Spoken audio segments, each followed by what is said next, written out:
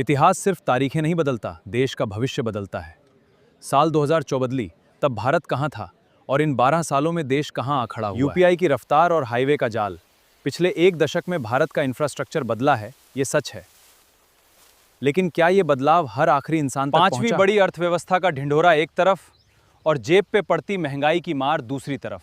सिक्के का वो पहलू जो अक्सर कैमरे की नज़र से छुपा दिया जाता है।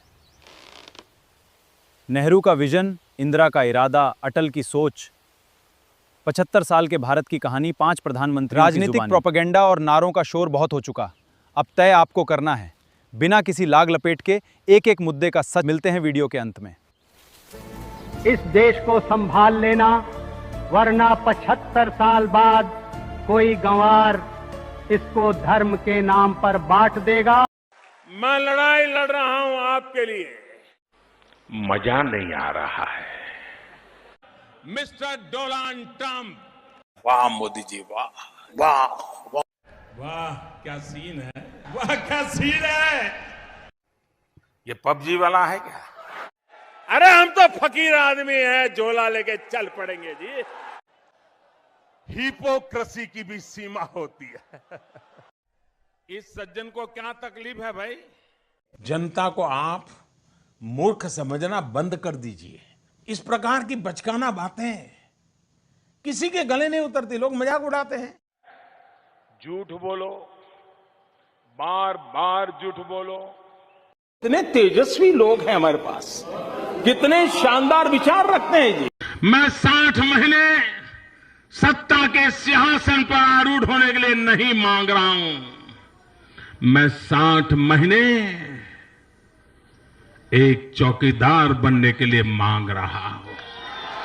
बहुत लूटा देश को, बहुत लूटा देश को, और इसलिए भाइयों बहनों, देश को चौकीदार की जरूरत है। मुझे 60 महीने के लिए चौकीदार का काम दीजिए। भ्रष्टाचार ने हमें तबाह करके रखा हुआ है। आप मुझे बताइए भाइयों बहनों, भ्रष्टाचार से मुक्ति चाहिए कि नहीं चाहिए? भ्रष्टाचार जाना चाहिए कि नहीं जाना चाहिए? हिंदुस्तान के हर कोने से भ्रष्टाचार जाना चाहिए कि नहीं जाना चाहिए? भाइयों बहनों, मैंने बिड़ा उठाया है और मेरा तो मंत्र रहा है, न खाऊंगा न खाने दूंगा। अच्छे दिन, अच्छे दिन। मेरा वचन है भारत मां को, तेरा शीश नहीं झुकने दूंगा। हाँ, मैंने कसम उठाई है, मैं देश नहीं बिकने दूंगा, मैं देश नहीं झुकने दूंगा। जो चोर लुटेरों के पैसे विदेशी बैंकों में जमा है ना, इतने भी हम रुपये ले आए ना, तो भी हिंदुस्तान के एक एक गरीब आदमी को मुफ्त में 15-20 लाख रुपए यूं ही मिल जाए। देखिए, ये जुमला है, ये भाषण देने का एक तरीका है, एक जुमला है।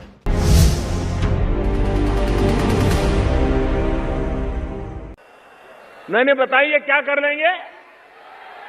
अरे हम तो फकीर आदमी हैं, झोला लेके चल पड़ेंगे जी। अबकी बार भाइयों बहनों, इससे मेरा कोई संबंध नहीं है। ये नीति तय करना भारत सरकार में पेट्रोलियम मिनिस्टर का काम है। ठीक है। बीपीसीएल बेच दिया, LIC बेच दी, एयर इंडिया बेच दिया, IDBI बैंक बेच दिया। 2014 में चुनाव जीतने की हड़बड़ी में प्रधानमंत्री नरेंद्र मोदी ने विकास के मुद्दे पर एक रैली में यह कहा था, मैंने कसम उठाई है, मैं देश नहीं बिकने दूंगा।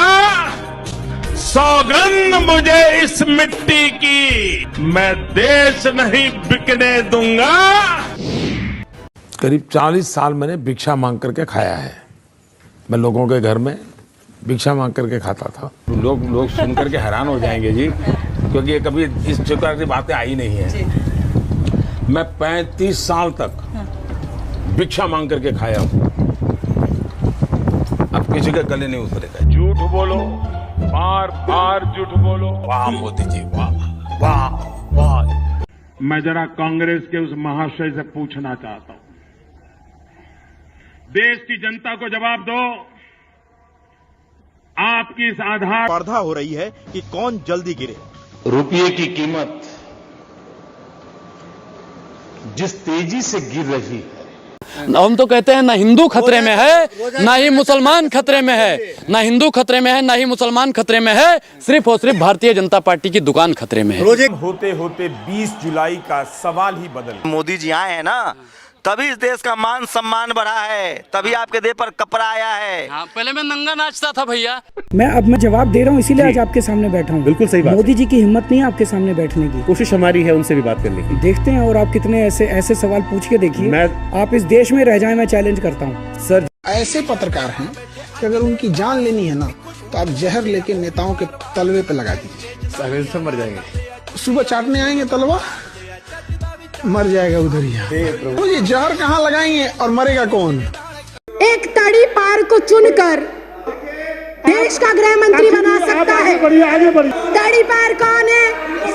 तड़ी पार कौन है? एक चाय वाला, एक चाय वाला, एक चाय वाला, एक चाय वाला इस लोकतंत्र के अंदर एक वोट के अधिकार। आपके प्रधानमंत्री की कॉन्फिडेंस को हमने उड़ा दिया।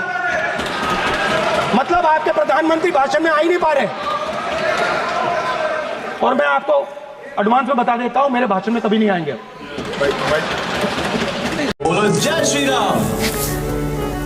जय श्री राम। वंदे मातरम। भारत माता की जय। अब तुम बोलो Allahu Akbar. Star teachers, YouTube वाले स्टार टीचर्स, जिनको कुछ जानना ना कौड़ी, कभी ब्लैक बोर्ड लेकर कुछ एक्सप्लेनर बनाते हैं, खाली व्यूज बटोरते हैं, उटपटांग ग्रैब्स लिखते हैं और उसके बाद से अपने आप को इतना मैं इनसे पूछना चाहता हूँ, कुछ शर्म आती है? चलो हम तो सारे के सारे खराब हैं। India's development is of tremendous significance for the future of the entire developing world. To realize our development potential, we have to unshackle the human spirit of creativity, idealism, adventure and enterprise that our people possess in abundant measure. We have to harness all our latent resources for a second industrial revolution and a second agricultural revolution. हम भारतीय नागरिक हैं और हम में से किसी को कभी न वो काम करना है, कभी न वो शब्द बोलने हैं, न कभी वो विचार भी करना नहीं है जिससे भारत माता का सिर झुक सकता है। सत्ता का खेल तो चलेगा, सरकारें आएंगी जाएंगी, पार्टियां बनेगी बिगड़ेंगी, मगर ये देश रहना चाहिए, इस देश का लोकतंत्र अमर रहना चाहिए।